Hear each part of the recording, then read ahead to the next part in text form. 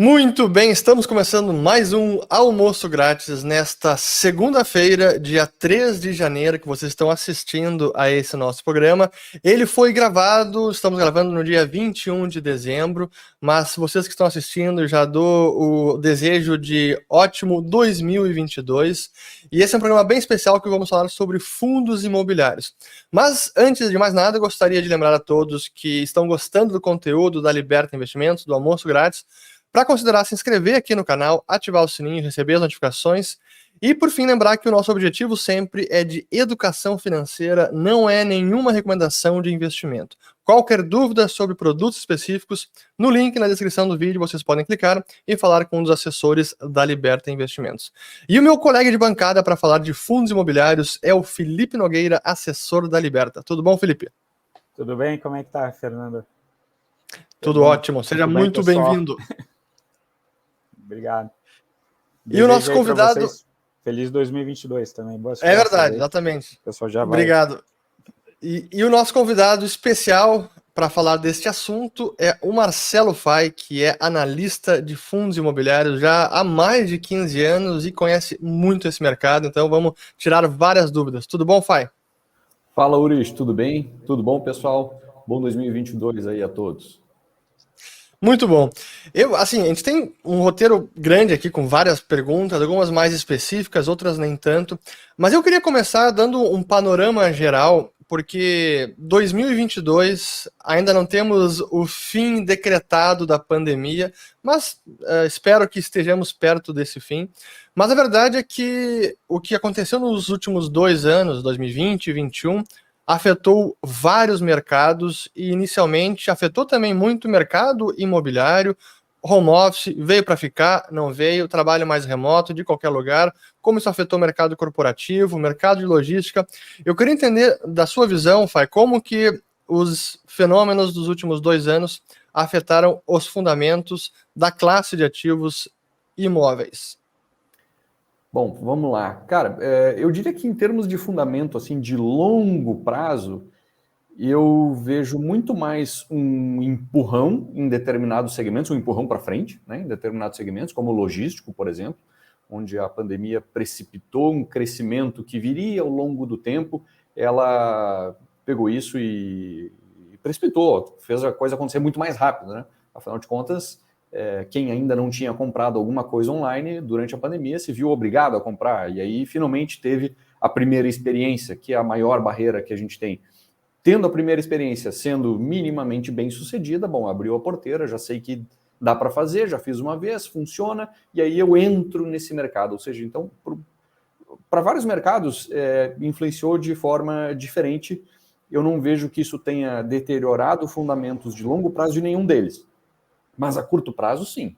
Né? A curto prazo foi bom para logístico, a curto prazo foi ruim para o segmento corporativo, né? Porque veio a história do home office inicialmente forçado, depois as pessoas gostaram, e aí disseram que nunca mais eu vou voltar para um escritório, daí viram que é um saco trabalhar em casa, que está interrompido toda hora, tu tem que buscar entrega na porta, que alguém te pede alguma coisa dentro de casa, mesmo que tu esteja trabalhando, tu diz que não 1, 2, 3 vezes, na quarta parece que tu não quer fazer nada em casa, quer dizer, as coisas começam a se misturar e aí já não é mais tão legal assim trabalhar de casa. Eu queria trabalhar um dia ou outro no escritório, então o home office ele chegou para ficar, mas já não é mais para ficar. De qualquer forma, isso teve um impacto de curto prazo, porque a área que a maioria das empresas ocupava nos seus escritórios, essa área ela se viu não totalmente mais ocupada, porque parte do time estava disposto a ficar em casa tempo integral, outra parte queria ficar um pedaço, uma parte do tempo em casa, então a área necessária para ela era menor. Por outro lado, se reconfigurou muitos escritórios e a turma está meio fora de moda trabalhar um coladinho do lado do outro, como era antigamente agora. Então, ainda não se chegou num consenso, mas a princípio tu vai precisar de mais espaço para menos gente. Talvez a área que as empresas precisem não seja mais tão grande assim. Só que da forma como eu vejo, cara, a longo prazo isso afetou o fundamento? Não, foi uma coisa de curto prazo, ou seja, eu usava uma área desse tamanho, daqui a pouco eu uso uma área desse, porque eu tenho um pedaço do time em home office, e a partir daí, o mesmo crescimento que eu vinha tendo desse patamar aqui, eu desço um degrau e eu continuo experimentando o mesmo crescimento. Então, A longo prazo, eu não deixo de ver crescimento. Então, fundamento de longo prazo, para mim, não mudou. De curto, sim, aconteceu. Aconteceu com o shopping center, que teve que fechar as portas, aí fechou as portas, sim. Nenhuma loja vende praticamente mais nada, tu não tem mais receita com o estacionamento, quer dizer, grande parte da receita do shopping center vai por água abaixo, mas fechou para sempre? Não, logo abriu. E aí tu começa a, de novo, desce um degrau e volta a experimentar um crescimento mais uma vez, só que partindo de um degrau mais baixo. Hotéis, muito parecido. O hotel sofreu mais. O hotel ficou mais tempo nesse marasmo, mais tempo numa situação delicada. Ele ainda tem que tapar um buraco aberto pela pandemia para depois experimentar, dar resultado de novo, pelo menos a maioria deles. Então, assim, fundamento de longo prazo, eu não vi absolutamente nenhuma deterioração. Mas de curto, em vários segmentos, sim. Sim. E em poucos segmentos foi até bom, como o logístico, por exemplo.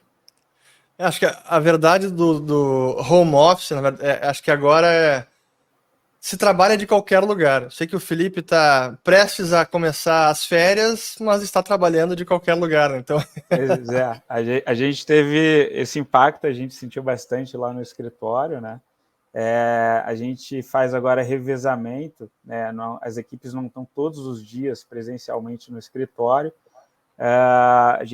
Algumas equipes vão 1, 2 vezes na semana. E eu hoje, por exemplo, eu fico em Porto Alegre, estou em Fortaleza, vim visitar a filial da Liberta aqui em Fortaleza e vou emendar com as férias, né? E estou transmitindo e trabalhando daqui, inclusive, né? Mas foi um choque esse 2021, a gente viu várias mudanças, né? E fundos imobiliários, em especial, que tem muito CPF, tem muitas pessoas físicas investindo ali, a gente viu que os clientes sentiram essa queda, ficaram com receio, e, por outro lado, viram ali uma renda fixa subir interessante também nas plataformas, e acabaram fazendo essa migração. Acho que a gente vai comentar um pouquinho disso, né? Boa. Eu sei que o Felipe preparou algumas perguntas aqui específicas, mas antes de passar a elas, eu queria perguntar para o Fai, porque eu sei que ele, como está nesse mercado há bastante tempo, também dando uma visão geral, qual é o racional de investimento em imóveis? Como é que você enxerga isso? Como é que o investidor deve entender investimento em imóveis? Cara, vamos lá. Eu entendo que o investimento em imóveis ele deve ser na busca majoritariamente por renda, tá? Não por um ganho de capital. O cara que quer ganho de capital, quer dizer, multiplicar o seu patrimônio, eu entendo que tem investimentos que vão te propiciar isso de uma forma talvez mais rápida ou, vamos colocar assim, mais eficiente, né? Mais rápida porque é difícil dizer, porque daqui a pouco, né, o cara quer que suba, mas eventualmente cai também. Mas tem outros ativos que são mais eficientes para buscar isso. Agora, para renda, não há nada mais eficiente do que um fundo imobiliário. Então, assim, a forma como eu vejo o investimento em imóveis é na busca de renda, tá? E aí, quando tu está olhando para renda, com o objetivo de renda, isso tem várias outras implicações na forma como tu enxerga o investimento. Então, assim, muitas vezes aquela cabeça de comprar e vender, né? Comprar a 10, vender a 15 e ganhar aquele 5.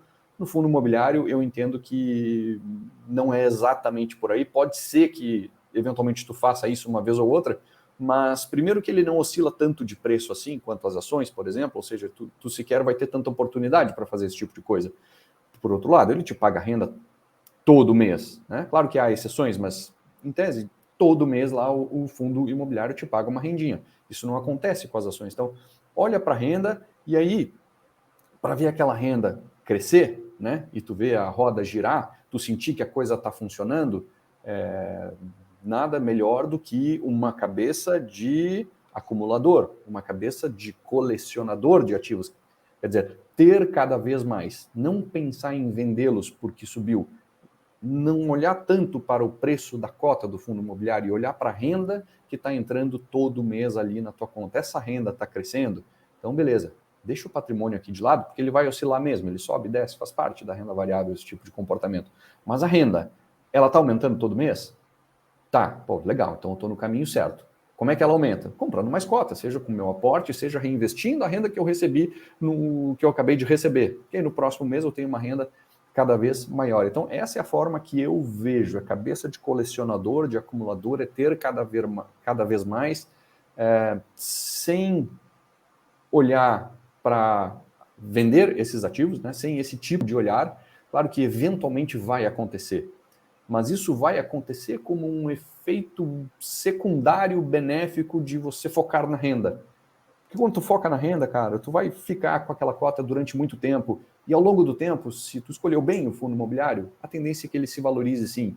E aí lá na frente, você vai ter a oportunidade de eventualmente vender e realizar um bom ganho de capital. Só que se você procura o ganho de capital, isso normalmente gera uma ansiedade de realizar ele logo. E aí, às vezes, tu vai realizar ele pequeno demais.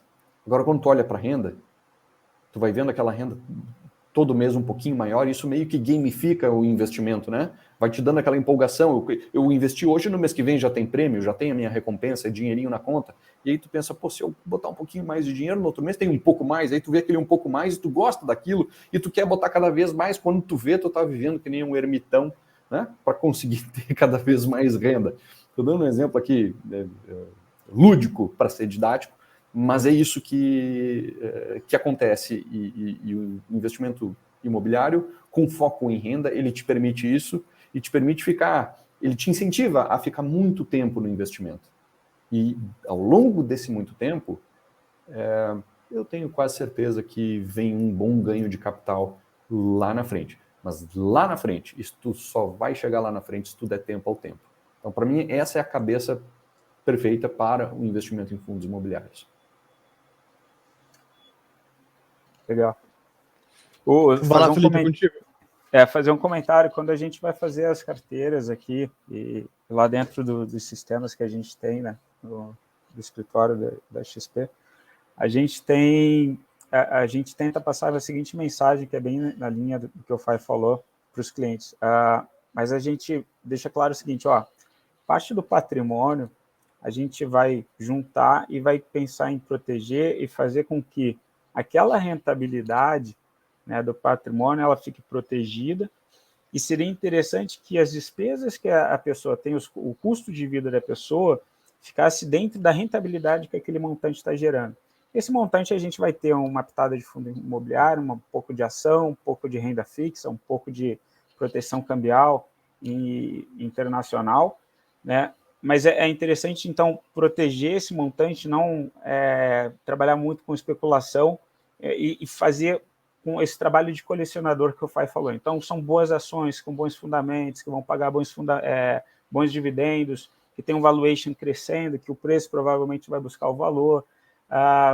Títulos de renda fixa subiram com taxas boas, né? Tem a parte que vai proteger da inflação, e vai dar um valor a mais, né, com as taxas mistas. Parte dolarizada a gente vai proteger do risco Brasil.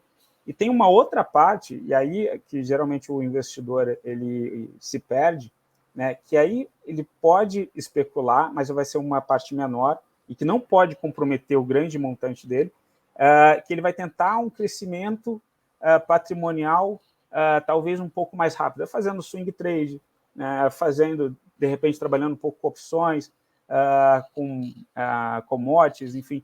O problema que a gente vê é que alguns clientes eles confundem essas duas casinhas. Ele acaba comprometendo todo aquele patrimônio que ele juntou a vida toda dele, e ele se vê numa situação, se a gente pensar ali na curva de vida de Modigliani, né, às vezes ele compromete esse montante patrimonial que ele juntou numa fase da vida que ele já não pode mais assumir tantos riscos, porque ele não vai ter muita mais vida para frente para juntar patrimônio, né, e custear ele, né, dali para frente.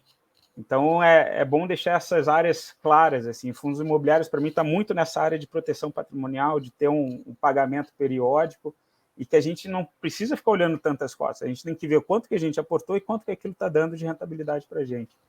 Está cobrindo as nossas despesas. Acho que é mais ou menos por aí. Muito bom. E Fai, antes de a gente entrar em alguns fundos específicos, o que você gosta e não gosta no setor, hoje eu diria que o fundo imobiliário já não tem muitas dúvidas, o pessoal já conhece o produto, já está investindo bastante, está bem disseminado aí o veículo de investimento. Mas existe alguma coisa que ainda vale a pena esclarecer? Algum erro conceitual que o pessoal tem, algum mito que segue perdurando que vale a pena desmistificar? Cara, sempre tem, né? sobre diversas óticas que tu olhar, vai ter as crenças, né, de que isso aqui é assim, isso aqui é assado, isso aqui funciona assim, isso aqui funciona daquele jeito. E eu costumo dizer assim, toda generalização e toda, entre aspas, lacração, toda certeza jogada acerca de um tema, ela é equivocada. Aí, veja bem, eu estou falando mal generalizando que a generalização é ruim, mas calma que eu posso explicar a minha contradição. Quando eu digo que algo é sempre bom ou sempre ruim, fatalmente eu vou estar cometendo um erro em algum momento, porque o mercado ele é muito dinâmico, ele tem sempre um exemplo que serve de exceção para contradizer aquilo que tu acabou de lacrar. Então, eu tenho sempre muito cuidado com todas esses mitos, né, de explicar eles, às vezes, de explicar, tipo, isso aqui o que está por trás dessa crença é isso, mas olha só, não necessariamente funciona assim por causa disso, daquilo. A gente mais cedo conversou em outra ocasião que o fato de os fundos imobiliários agora, recentemente, permitirem operar vendido, né, existir o BTC, quer dizer, você conseguir alugar uma cota, vender ela para depois recomprar mais embaixo, que isso traria mais volatilidade para os fundos imobiliários, que isso faria com que o valor das cotas caíssem muito, ou pouco, enfim, mas caíssem, porque afinal de contas agora alguém pode sustentar uma operação vendida, uma posição vendida neles. Na prática, não é o que a gente vê acontecer por N motivos. Primeiro que a liquidez ainda dos fundos imobiliários não é muito grande, né? Então, fazer esse tipo de operação de forma sistemática, né, com o uso de robôs, com o uso de sistemas, de alguma forma, é muito difícil, muito arriscado para quem tenta fazer isso, logo, claro, praticamente ninguém tenta fazer isso, porque não tem liquidez, o robô se vê perdido, sem liquidez ele trava, né, ele entra num loop infinito, ele simplesmente não tem mais o que fazer. E carregar uma posição vendida em fundo imobiliário é caríssimo, porque ele paga rendimento todo santo mês, quer dizer, todo mês tu dá um passo para trás, grande na tua operação. Então, não é uma coisa que faz muito sentido se carregar e acreditar que ela vai puxar os preços para baixo. Quando eu digo para baixo, é para baixo do razoável, tá? Digamos que a gente tem a linha do razoável aqui, tem para baixo dela e tem o para cima dela. Aqui para baixo, eu duvido que esse tipo de operação faça qualquer diferença. Mas daqui para cima, ela pode sim fazer uma diferença, só que aí eu entendo que é uma diferença benéfica, porque toda distorção de preços no mercado, ela é ruim para o mercado, é bom para o especulador, para o cara mais esperto que sabe aproveitar isso. Uma distorção para cima, se tu pode operar vendido, você consegue ganhar dinheiro partindo dessa distorção para cima, vindo para o que seria um preço razoável. Para baixo disso, quem é que vai querer operar vendido? Né? O risco acaba sendo muito grande. Então, o BTC, ele muito mais ajuda, né, o fato de tu poder alugar as cotas, muito mais ajuda a tornar o mercado minimamente mais eficiente do que trazer uma pressão vendedora e agora as cotas vão cair. Então, assim, tem um quê nessa história aqui que faz sentido, mas é da distorção para cima até o razoável, não do para baixo. Ou seja, de forma alguma, isso seria negativo para o mercado, na minha visão, e é o que a gente vê na prática. Assim, tem muito pouca operação ainda vendida, né? Isso a gente consegue acompanhar, o saldo de cotas alugadas. Pois é, até dando uma dica bem específica, como é que o investidor, por conta própria, consegue acompanhar esse dado? Cara, eu acho que em plataformas, eu sou um que acompanho muito pouco, tá? Eu sou analista desse mercado, só olho isso, mas não olho isso, né? Só olho FIIs. Mas isso é uma coisa que eu pouco olho, porque o meu papel é muito mais olhar fundamento, porque eu acredito, lembra que a gente falou que a forma como eu gosto de investir, em que cabeça eu gosto de investir, com essa minha cabeça não faz sentido eu olhar para BTC. Claro. Então eu olho muito pouco. Então como é que tu vai olhar? Cara, tu vai olhar e, sei lá, liga pro teu assessor, ele tem essa informação lá no sistema dele. A B3 e alguns sites eles informam os papéis mais alugados, mas é mais comum, de fato, em ações. Né? É bem mais líquido isso. Mas, cara, o investidor mesmo corre para onde? Pô, liga para o assessor aqui, o assessor tem essa informação na mão, né? Então, assim, use o seu assessor, né? Liga para o cara, pergunta, ele vai ter todas essas informações. O operacional disso, como é que faz? Pô, liga para o teu assessor, até porque cada corretora eventualmente vai ter um operacionalzinho diferente, então corre para o assessor. Essa resposta aí ele tem e ele vai te dar a resposta exata dentro da plataforma onde você opera, né? Boa. Muito bom. Felipe, eu tenho pergunta aqui. Se você não entrar na minha frente, eu vou colocando elas, hein? Entrando, aproveitando essa questão de mitos, assim, uma dúvida que o pessoal sempre pergunta se a gente vai formar aquela parte da carteira de investimentos, que a gente vai pensar num patrimônio e que a gente vai ter aquela rentabilidade, focar na rentabilidade, tudo bem. Mas se eu for trabalhar com um viés mais especulativo, crescimento patrimonial, uma dúvida que os clientes têm análise técnica, ela funciona para fundos imobiliários? Tu usa análise técnica? Porque, geralmente, quando o pessoal vai operar ações, por exemplo, a gente faz um filtro das melhores ações. O PL, o preço versus lucro está atrativo, ela está barata, o ROI, o retorno sobre a operação está alto, a empresa tem um retorno super bom, a dívida bruta sobre PL, ela está pouco endividada, beleza. Peguei vários critérios fundamentalistas e aí eu vou tentar pegar um melhor momento de compra usando análise técnica. Você faz isso também com fundos imobiliários? Não, cara, eu não faço. Eu sequer olho assim para a análise técnica. Isso não significa que eu não abra um gráfico de cotação para entender a história que os preços me contam, como é que aquilo ali se comportou ao longo do tempo. Mas é para isso. Isso sequer faz parte da minha análise. Isso cara, quem é que não olha para um gráfico, né? Seja lá do que for.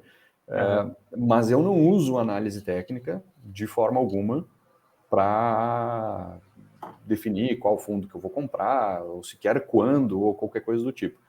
Por que eu não faço isso? Porque eu entendo que os fundamentos do fundo imobiliário, eles são tão fáceis, entre aspas, né? Fácil é sempre relativo, né? Para quem conhece é fácil, para quem não conhece é extremamente difícil. Mas coloca do lado de ações, bom, o fundamento do fundo imobiliário é muito mais fácil de identificar. O próprio preço de referência dele é muito mais fácil de identificar do que o que seria o preço de referência, o preço justo de uma ação. O preço justo de uma ação é uma loucura, é uma discussão filosófica. Qualquer um fica horas e horas e horas e não se chega em consenso algum. Quando chega, deu sorte, porque cada cabeça tem o seu juízo e vai pensar uma coisa diferente. Em fundos imobiliários, tu tem uma coisa que ajuda muito, mas muito, muito, muito na hora de pensar assim, pô, será que é o momento certo de comprar ou não? Cara, olha para o valor patrimonial dele. Eu sei que olhar para esse indicador, ele tem uma série de defeitos, ele não é perfeito, ele não vai funcionar sempre. Vamos combinar. Cara, é de longe o melhor que o investidor tem. E eu me arrisco a dizer, é o melhor que o próprio analista profissional tem. Tá? Eu, como analista profissional, eu olho muito para ele, não olho cegamente para ele, né? Eu faço meus ajustes ali em cima disso, mas eu parto daquilo, porque não tem ponto de partida melhor do que esse. É o mais fácil, é o mais objetivo deles, e ele tem uma fundamentação, que tu pode verificar e concordar ou discordar, e é daí que vem eventualmente os ajustes. Mas essa informação está lá. O investidor encontra isso com facilidade nos documentos do fundo imobiliário ou no relatório gerencial dele. E aí, o valor patrimonial, sei lá, é 100. A cota está sendo negociada a 120. Eu não preciso olhar para um gráfico para saber que aquilo ali está caro. Ou, admitindo que grandes são as chances de aquilo estar caro. Eu não preciso olhar para um gráfico. Ele pode ter subido em linha reta, ou ele pode ter caído de 200 para 120, mas se o valor patrimonial é 100, cara, não tem barato só porque ele veio de 200 para 120, continua caro.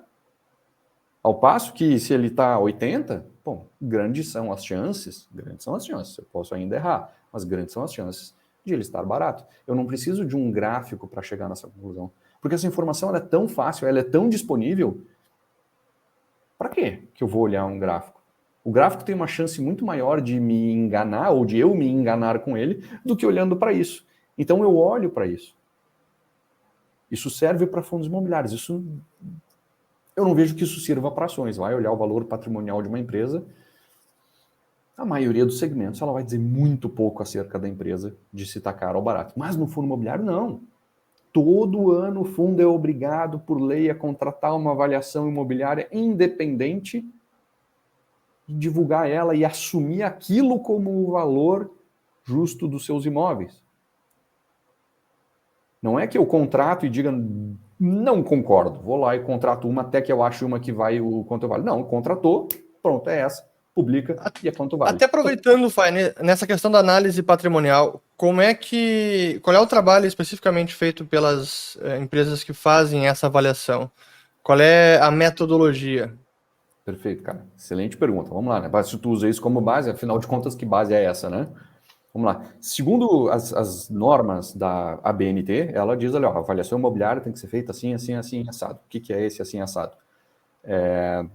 Você vai usar 3 métodos diferentes, nessa ordem de preferência. Se o primeiro responder, beleza. Se não responder, vai para o segundo. Se não responder, vai para o terceiro. Se não responder, cara, te vira. Chuta aqui, foi o que dá. Mas assim, e às vezes eu uso o método 1 e o 2 e faço uma média entre eles e pronto, tá ali meu preço. Vamos lá, o que é o método 1, 2 e 3?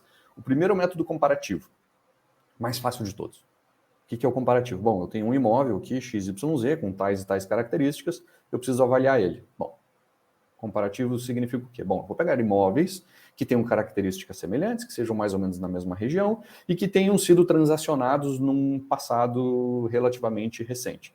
Tem todo um tratamento estatístico, porque os imóveis não são exatamente iguais e tal, então tu trata essas diferenças, tem método para isso, mas basicamente tu compara com semelhantes no mercado. E aí se tu tiver uma quantidade de transações razoáveis num período, um passado razoavelmente recente, bom, tá ali o valor, você crava com um método comparativo. Por quê? É o equivalente a dizer, cara, não sou eu que estou dizendo, é o mercado que está negociando nesses preços, fato, é quanto vale, beleza. Esse é o método 1. Nem sempre é possível, porque às vezes você não tem transações recentes. Às vezes você tem 2 transações recentes. Não é suficiente para chegar numa conclusão e cravar num laudo o quanto deveria valer. Bom, então vai para o método 2. Método 2, fluxo de caixa descontado. Assim como se faz para ações. Só que projetar o fluxo de um imóvel é muito mais fácil. É o aluguel, né? Tu bota uma premissa lá de quanto que vai ter de vacância, se tiver quantos meses eu vou demorar para alugar de novo, se eu vou dar carência, não vou, quanto que eu vou... Cara, é muito mais fácil. É complicado, mas é 10 vezes mais fácil do que ações. Mas é o fluxo de caixa descontado, beleza. Só que o fluxo de caixa descontado, ele nem sempre é possível de se fazer. Tu tem um imóvel, cara, numa localização muito doida, por exemplo, um imóvel comercial, corporativo, de primeiríssima linha, padrão AAA em Macaé, é o único imóvel assim na cidade, não há quem queira o imóvel, quem quis no início saiu, que é a Petrobras, vai fazer um fluxo de caixa descontado de um troço desse. Então, vai projetar o quê? Que base tem essa tua projeção? A tua projeção é tão fraca que o resultado do fluxo de caixa descontado também não tem muito sentido. Então, ele sequer serve para isso. Mas ele servindo, é ele que determina o valor.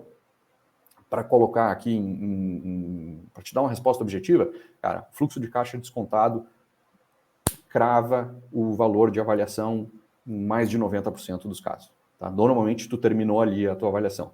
Não consegui, por algum motivo, é difícil de projetar, tem, enfim, 1000 coisas ali, não dá para confiar muito. Bom, aí tu cai para o terceiro, que é o chamado método evolutivo, que é o calcular o custo de reposição.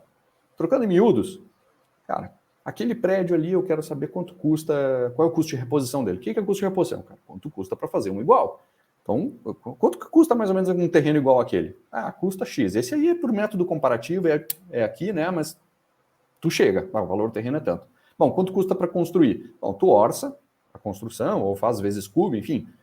Mas quanto custaria mais ou menos para construir um prédio igual? Bom, beleza, custa terreno mais isso. Se tiver que comprar CEPAC ou não sei o que, índice construtivo, blá, blá, blá, bota na conta também. Olha lá, custou tal. Só que o prédio não é novo. Então, dá um desconto pela idade e a deterioração que ele tem. Bom, chegou no custo de reposição. Cara, um desses 3 tem que responder. E aí, assim é feito. Vai pelo comparativo, que é mais fácil. E aí a forma como eu vejo, por que a BNT disse que é dessa forma que tem que ser? Bom, o método comparativo é mais fácil, mais rápido, mais barato de fazer, e ele fala mais sobre o valor de mercado, só que dificilmente responde a pergunta. Então, tu vai para o fluxo de caixa descontado, que aceita tudo, né? Fluxo de caixa descontado, que tu botar, depende da tua premissa, é o que sai na conta. Então, ali aceita tudo. Por isso que ele mata a questão em mais de 90% dos casos. Nem isso deu, bom, aí tu vai para o custo de reposição, que é um negócio super trabalhoso de fazer, muito mais complexo, as avaliações custariam muito mais caro fazer e levariam muito mais tempo de fazer. Então, assim, tem uma lógica de que faz mais sentido mesmo tu ir pelo comparativo, depois pelo fluxo de caixa descontado e, por fim, pelo custo de reposição. Uma lógica de praticidade, mas faz sentido de qualquer forma, assim, independente da ótica que tu olhar, é uma coisa que faz sentido. Aí saiu o valor patrimonial. Aí eu digo para o investidor, valor patrimonial não faz sentido. Cara, se isso não faz sentido para o investidor, o que ele tem? O que ele vai fazer melhor do que isso? Quem faz isso não é o Zé da esquina. São grandes consultorias imobiliárias, muitas delas multinacionais, que fazem isso há décadas. O que o investidor tem se ele desistiu de usar isso? Ele não tem mais nada. Claro que tem defeitos. Né? Isso precisa ser feito uma vez por ano. Então, tu pode estar olhando para uma avaliação feita há 11 meses atrás. E aí, uma das avaliações que eu faço em cima do valor patrimonial é, faz quanto tempo que o valor patrimonial foi calculado? Beleza. Faz 11 meses. Tá, mas mudou muita coisa de lá para cá? Não mudou. A taxa de juros está mais ou menos a mesma coisa, o país está mais ou menos igual. Não mudou muita coisa. Não, mudou tudo. Antes dessa avaliação, no dia que foi feita essa avaliação patrimonial foi antes da pandemia. Agora nós estamos no meio da pandemia. Mudou? Mudou tudo. Já não sei mais se dá... O quanto eu confio naquele valor é pouco. Então eu gostaria muito de esperar a próxima. E aí também é fácil o próprio investidor avaliar, será que será que essa avaliação patrimonial, a próxima, né, deveria ser para cima ou para baixo? Não é muito difícil de tu concluir, quando o cenário é mais extremo assim, se a coisa ficou melhor ou pior esse ano, né, do que no ano passado. Aí o cara já sabe, se eu entendo que a coisa ficou muito pior, então pagar acima do valor patrimonial é bem complicado. Pagar no valor patrimonial, segundo a minha avaliação, talvez seja complicado também. Daí eu exijo um descontinho. Se eu acho que o cenário melhorou muito, então pagar algum ágio, tudo bem. Mas isso já começa a ser uma avaliação subjetiva. Mas pelo menos eu parto de algo mais concreto. E isso é muito mais fácil para o investidor. Senão ele mesmo vai fazer um fluxo de caixa descontado. Fala sério. É difícil. Questão... Vai lá, Felipe, depois eu pergunto. Desculpa. A gente tem vários clientes que eles estão preocupados, alguns seguraram o fundo imobiliário, outros largaram pelo caminho, apesar da gente focar sempre nessa questão de rentabilidade, né, focar no longo prazo, especificamente para fundos imobiliários. Mas se a gente vê os fundos de tijolo e os fundos de papel, os de tijolo sofreram mais, né? E a gente começa a pensar, quando que vai ser o ponto de reversão? E nessa questão do valor patrimonial, até perguntando também para o Ures, vai ter uma pressão inflacionária e isso vai afetar o valor patrimonial, principalmente dos fundos ali de tijolo, e isso pode representar uma oportunidade, um crescimento de cota. Como é que vocês estão vendo isso? E em relação a fundo de papel de tijolo, como é que vocês olham isso para 2022? Como eles devem se comportar? Tijolo caiu mais do que papel devem continuar forte? Como é que vocês estão vendo isso? Eu começo? Vai que é tua. Então vamos lá, cara, vamos separar tijolo de papel, porque são coisas completamente diferentes, tá? Papel é um título, esse título tem uma regra de remuneração, eu pago IPCA mais 9% ao ano. Então, se deu inflação, cara, tá lá, tá escrito IPCA, então o cara vai pagar IPCA mais 9%.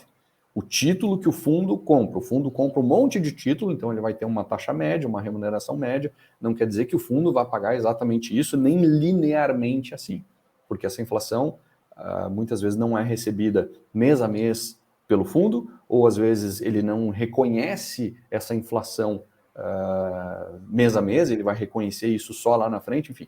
Aí entra questões contábeis aqui que nós não vamos entrar no mérito, mas o fundo de papel, ele tende a manter o seu principal relativamente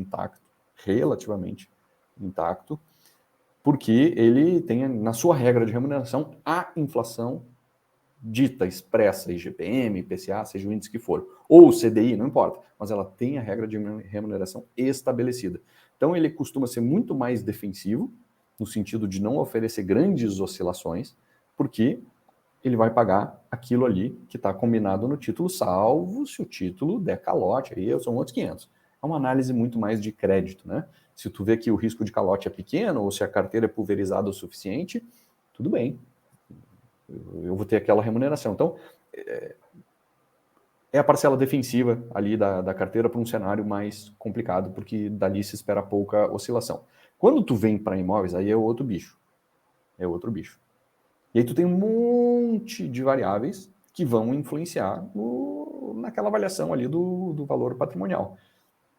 Cara, juros subiu num fluxo de caixa descontado, se tudo estiver constante, menos os juros da economia, que subiu, então o impacto é bem negativo. Por quê? Porque os juros ele determina a taxa de desconto, ou grande parte da taxa de desconto, e isso vai trazer o teu valor presente lá para baixo. Então isso traria o valor de cota, o valor de avaliação daquele imóvel para baixo. Só que não é só isso. Tem um monte de coisa a mais. E a receita que ele gera? O aluguel vai ser corrigido pela inflação? Sim ou não?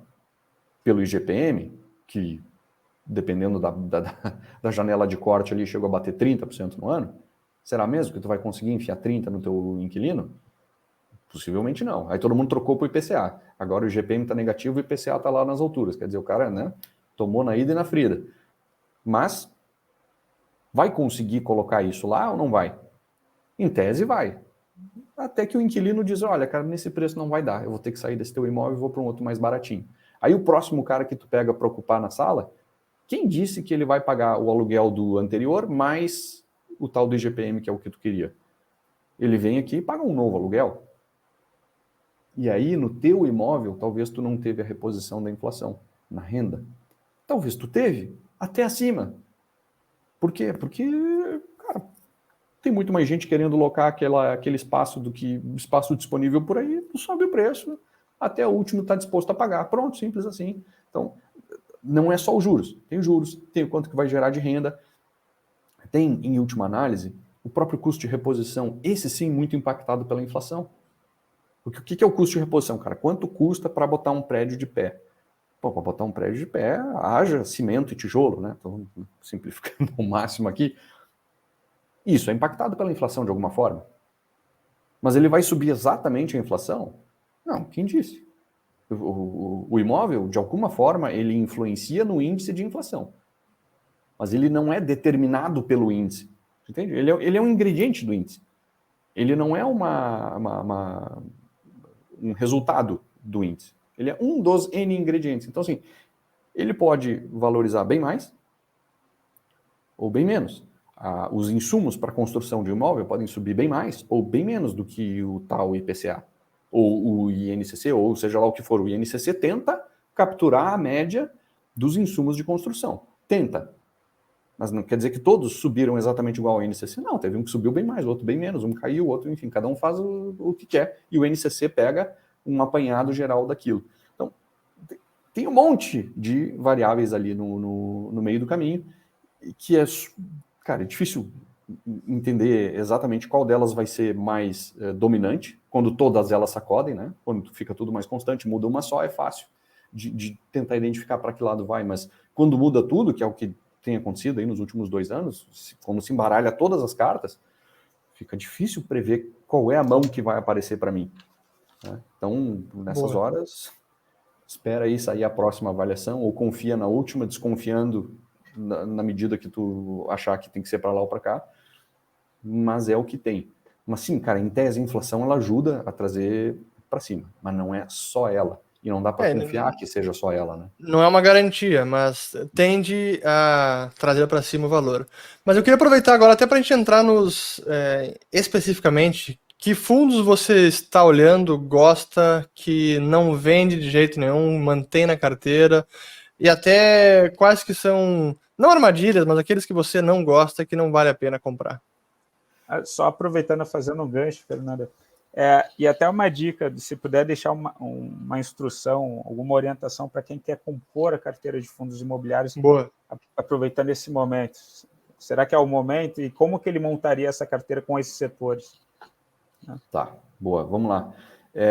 Vou começar pelo que eu não gosto, porque isso já diminui o universo a ser conversado a partir daí. Cara, eu não gosto de fundo de desenvolvimento, tá? Fundo de desenvolvimento é aquele fundo que não compra um imóvel para alugar. Ele constrói um imóvel para vender. Eu não gosto. Mas pai, eu gosto. Tudo bem, eu não gosto. Por que eu não gosto? De novo, a gente volta lá para o início da conversa. Qual é a minha cabeça quando eu invisto em fundos imobiliários? O que eu quero? Renda. E eu quero ela com segurança. Então, construir para vender me gera renda? Não, não me gera renda. Me gera ganho de capital, se tudo der certo. Mas não me gera renda constante que eu gosto. Então, eu já, né? Por que eu vou investir nesse cara aqui se tem outro que paga aluguel lá e renda constante? Beleza, já ponto contra. Depois o risco. Comprar um imóvel pronto e botar para alugar, o que pode dar errado? Ficar vago? Tudo bem, o imóvel continua lá. Construir para vender, o que pode dar errado? Tudo pode dar errado. Tu pode não conseguir construir, tu pode ter problemas ambientais, tu pode ter problemas de engenharia, de execução, de não sei o quê, e tu pode não vender. Ou tu pode vender por um preço muito pior do que tu imaginava. Ali tudo pode dar errado, então o risco é grande, a renda não é constante. O que eu quero com esse cara? Para mim não serve. Se eu quiser ganho de capital, eu prefiro ações. Para mim faz muito mais sentido. Esse sou eu, tá? E esse é o meu argumento, é por isso que eu penso assim, e não é do nada. É porque eu sempre volto, né, back to the bases, qual é o meu alicerce ali quando eu falo em investimento em fundo imobiliário? Renda constante e segurança. Boa. Se eu não tenho isso no meu investimento, eu não vou. Então, eu gosto sempre de lembrar de onde eu vim, né, que é para não errar o caminho de para onde eu estou indo. Então, fundo de desenvolvimento eu tiro da frente.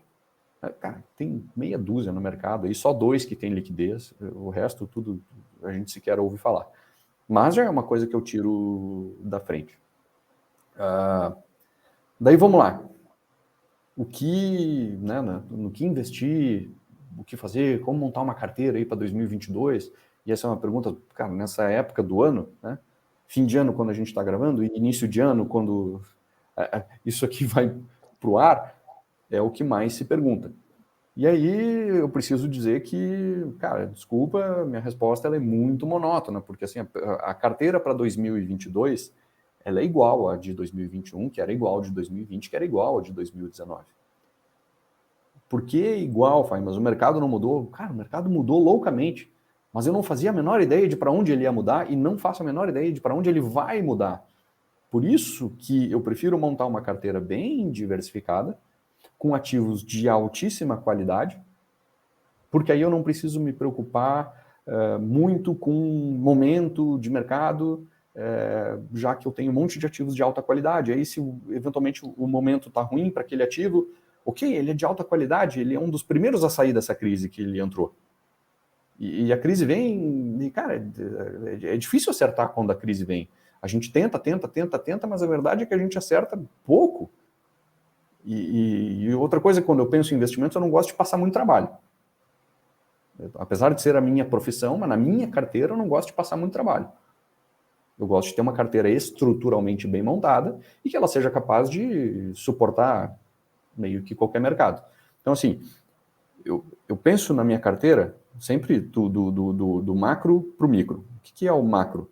Bom, existem fundos de tijolo, né, que compram para alugar, existem os fundos de papel, que a gente estava falando aqui mais cedo, existem os FOFs, né, que são os Funds of Funds, os fundos imobiliários que compram cotas de fundos imobiliários. E tem os fundos de desenvolvimento. Fundo de desenvolvimento não gosto, sai da conta. Tem 3 tipos aqui. Aí, bom, eu tenho lá 100 para colocar em fundos imobiliários. Quanto eu quero ter de cada tipo aqui? Essa é a primeira divisão que eu faço. Eu quero ter X de fundo de papel, eu quero ter Y de FOF e eu quero ter Z de fundo de tijolo. Quanto que é o X, o Y e o Z? Para mim, a maior parte da carteira ela tem que estar em tijolo.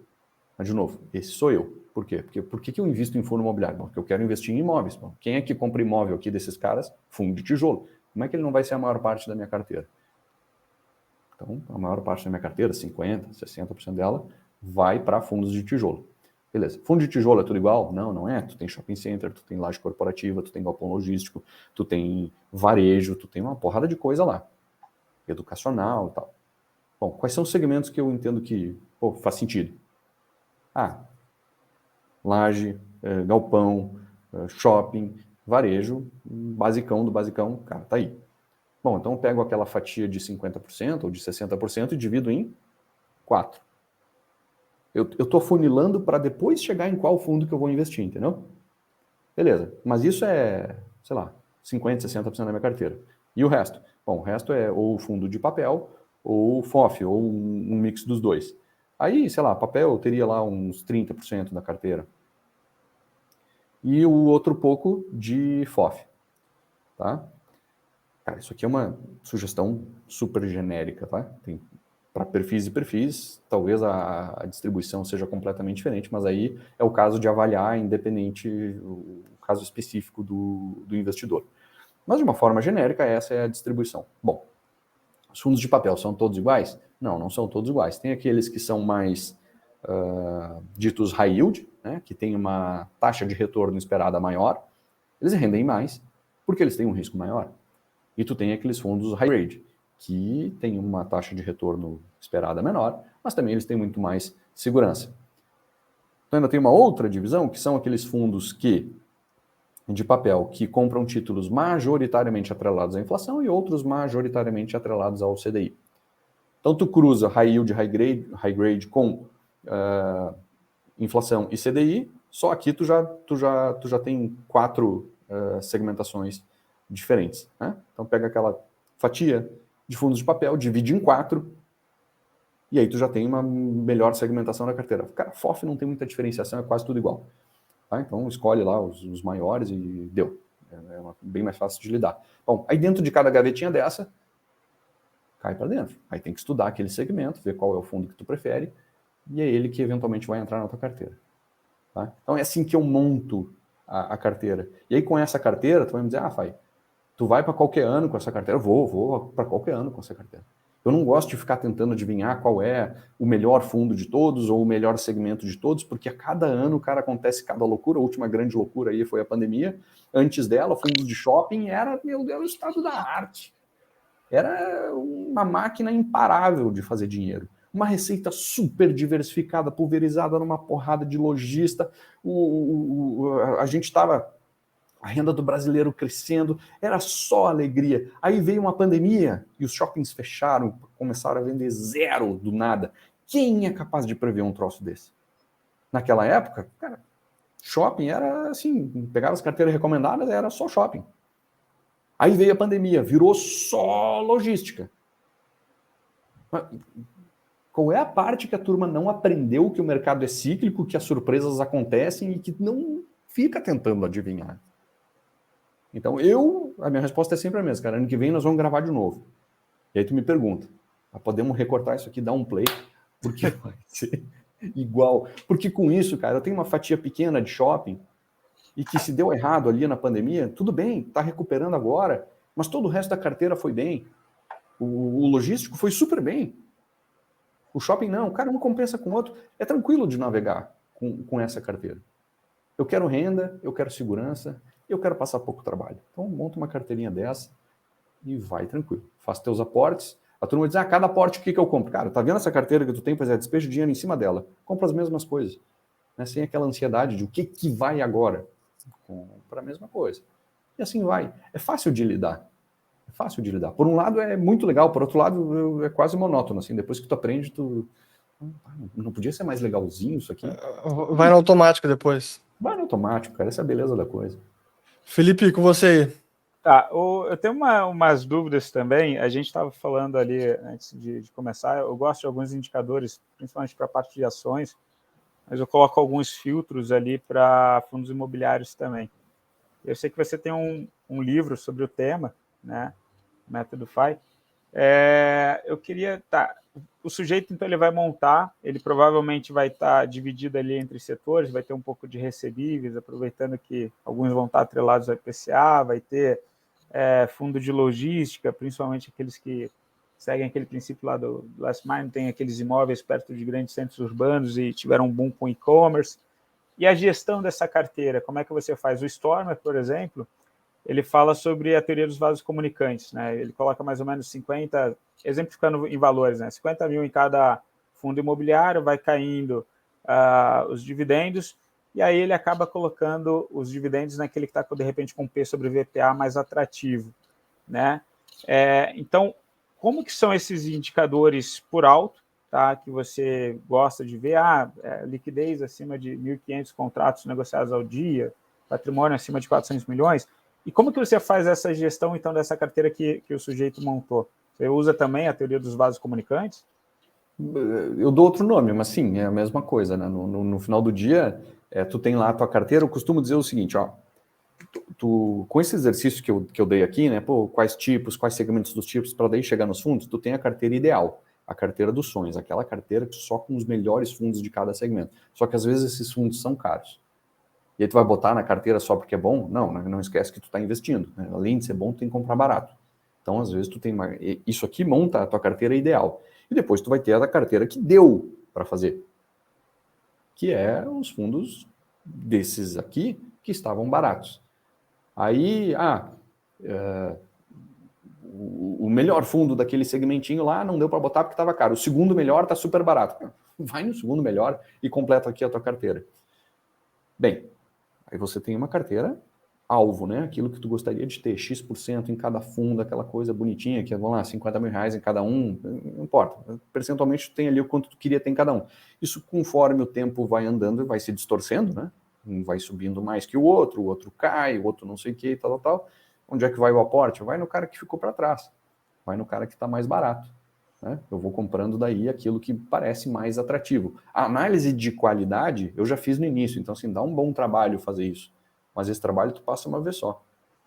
Depois é fácil. É só tu ver qual que é o mais baratinho deles e toca o teu aporte em cima deles, sempre tentando trazer a tua carteira para aquilo que é a carteira ideal que tu pensou lá no início.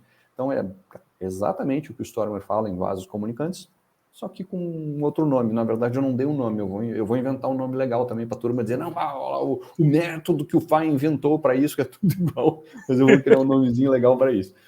Cara, é a forma como eu vejo tu lidar com a carteira ao longo do tempo. Assim, um rebalanceamento básico dela. Tu tinha perguntado mais alguma coisa, né? Eu me esqueci agora o que era.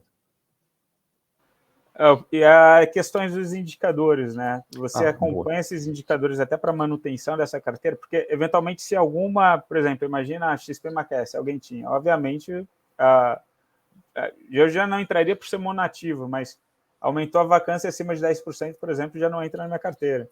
Aí, como é que você faz esse acompanhamento? Tá, vamos lá. Eu no meu livro lá, eu cito 7 critérios bem objetivos para que tu faça uma primeira filtragem dos fundos imobiliários. E aí, sempre back to the basics, né? O que eu quero? Renda constante e segurança. Então, por que esses 7 critérios me servem? Eles me servem para eu afastar tudo aquilo que pode dar problema grave na minha carteira. É um primeiro filtro para afastar possíveis problemas da minha carteira. Tá? Tu olhar para a bolsa hoje, são 350 fundos imobiliários que tu tem ali disponíveis para investir. Claro que a maioria não vai ter liquidez, mas tudo bem. Porra, são 350. Aí tu vai escolher qual é o melhor fundo imobiliário? Tá louco? Quem é que vai conseguir analisar 350 para daí escolher qual é o melhor? Fora que quem começa a procurar um ativo procurando pelo melhor, muitas vezes cai numa armadilha comportamental de se auto-enganar. Tu começa a olhar uma coisa ali e aí tu te encanta por uma super qualidade que aquele ativo tem. E aí, em função daquela super qualidade, você começa a negligenciar alguns defeitos que ele tem. Porque, sei lá, vamos lá, paga super bem. Um yield altíssimo. Aí, não, mas ele é mais arriscado. Mas ele paga um yield alto. Tudo bem ser mais arriscado, afinal de contas ele rende mais. Tá, legal. Ele tem mais esse defeitinho. Pô, mas com tudo isso que ele paga, tudo bem ele ter esse defeitinho. E assim tu vai, quando tu vê, tu botou uma porcaria na carteira só porque paga muito. Então, essa é a armadilha de quando tu tá buscando o melhor. O que eu procuro fazer com esses critérios? Eu procuro os piores, eu procuro aqueles que eu não quero investir, porque aí eu encontro e tiro da frente. E depois eu pego o que resta.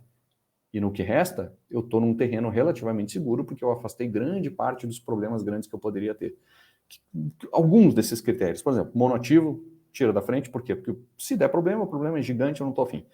O monoinquilino, a mesma coisa, se der problema com um tal do inquilino, o problema é gigante, não estou afim de correr esse risco. Filtro de liquidez.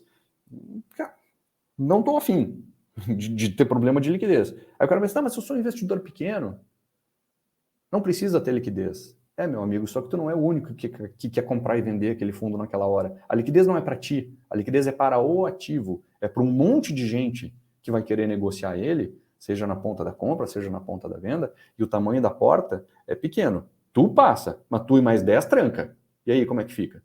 Então, essa história de a liquidez não importa, para mim importa bastante. Então, são coisas do tipo, fundos muito recentes, muito novos, eu prefiro ficar de fora. Não é que seja ruim, é que, para mim, tem um risco, o risco do desconhecido. Eu não preciso disso. Porque passando todos esses critérios, vai sobrar uns 50 fundos para olhar. Tá ótimo. E dentro desses 50, cara, a imensa maioria deles é muito bom.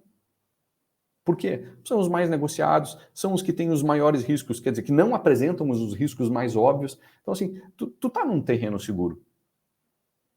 Esses critérios, eles servem para isso, para afastar possíveis problemas e acaba sobrando os melhores. É infalível? Lógico que não é, nada é infalível. Mas faz isso mais um critério bem rígido de preço, mais uma boa diversificação, cara, se der problema, vai dar bem pequeno. A longo prazo, tu vai navegar tranquilo em qualquer mercado e não tem muito galho.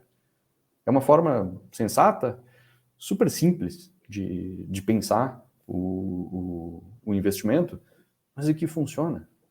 Né? Alguém já morreu de fome comendo arroz e feijão? Não. Cresce gordo e forte. E é básico, é o básico do básico. Funciona. É o que eu faço. Muito bom. Felipe, alguma pergunta para finalizar? Estamos aqui com praticamente 1 hora de conversa já. Eu acho que a gente abordou tudo ali. Eu acho que só o que esperar, então, só acho que de repente só fazer um sumário do que a gente esperar. Acho que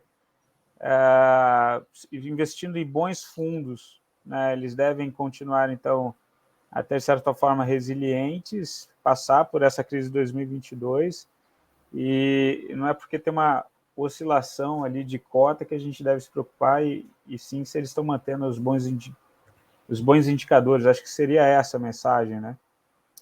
Exatamente, cara. É procurar, assim, qualidade acima de tudo, porque a qualidade é a tua segurança, a qualidade é o teu seguro numa hora de crise. Né? Eu costumo dizer o seguinte, sabe aquelas piramidezinhas de taça de champanhe nos casamentos, que os caras começam a encher por cima, assim?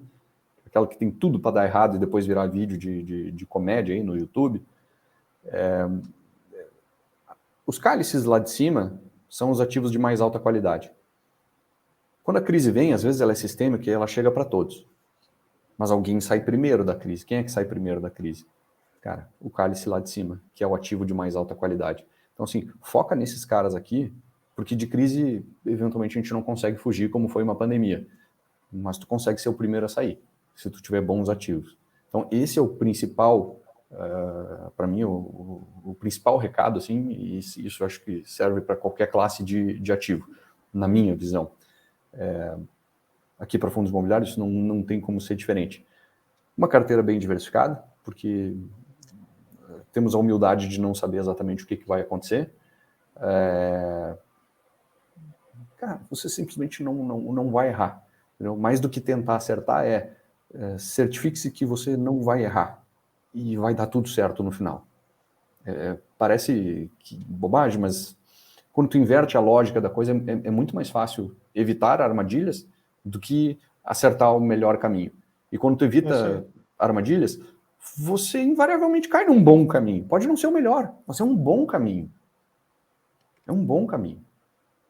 E é por aí. Seja rígido com preço, não pague caro. Assim como o mercado hoje está super deprimido, né? O mercado está horrível, está histérico, está maluco. Ele já teve igual, para cima. Meses antes da pandemia. Lógico que ninguém sabia o que ia acontecer, que a pandemia ia vir. Mas o mercado estava extremamente eufórico. E na época eu era rígido e crítico. Eu não vejo o que comprar. Era meia dúzia, na época, mais de 250 fundos que tinham. Eu não tinha meia dúzia para comprar, nos meus critérios.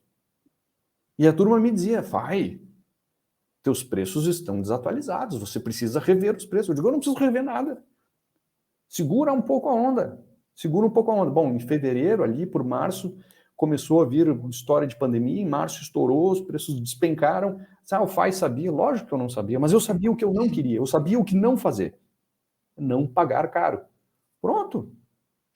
Um mês depois o cara podia comprar quase pela metade do preço.